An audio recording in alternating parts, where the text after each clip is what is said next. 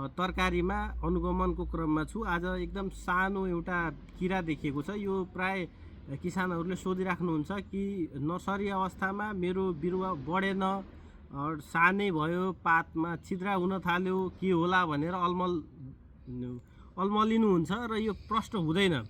तर आज म तपाईहरुलाई प्रष्ट देखाउन चाहन्छु। होला यसमा सेतो झिंगा भन्ने एउटा किरा लागेको छ। यो किराले के गर्छ भने यसको शरीर चिन्नलाई एकदम सजिलो छ। एकदम 1 देखि 2 mm को यो किरा हुन्छ र यो किरामा पखेटा दुईटा हुन्छ, टनेल आकारको, सानो हुन्छ, सेतो हुन्छ, कुनै कुनै पहेँलो पनि हुन्छ। र यो सेतो झिंगाको एउटा एन्टिना हुन्छ अथवा सुँड पनि हुन्छ, एन्टिना पनि हुन्छ, तेर्सो तिखो, जुन सुँडले उले छेडेर रस चुस्ने काम गर्छ।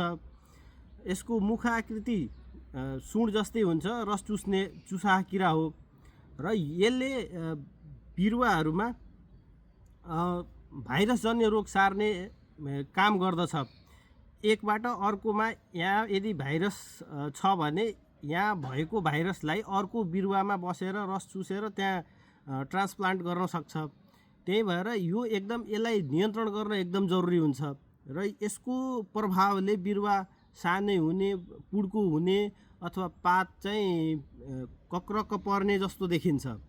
त्यही भएर यसलाई नियन्त्रण गर्नको लागि हामीले आइपिएम मेथडबाट जानुपर्छ।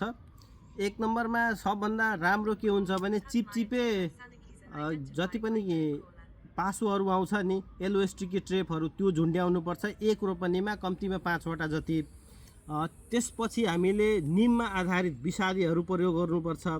निममा आधारित विषादी अथवा आफूले बनाएको गिटी मलहरू, गन्ध आउने जति पनि पातहरू छ त्यसलाई कुहाएर त्यसको रस स्प्रे गर्न सकिन्छ। अर्को चाहिँ दुध, 1 लिटर पानीमा 10 ml दुध मिसाउँदाखेरि दुधमा भएको केसिनले पनि यसले भगाउने काम गर्दछ।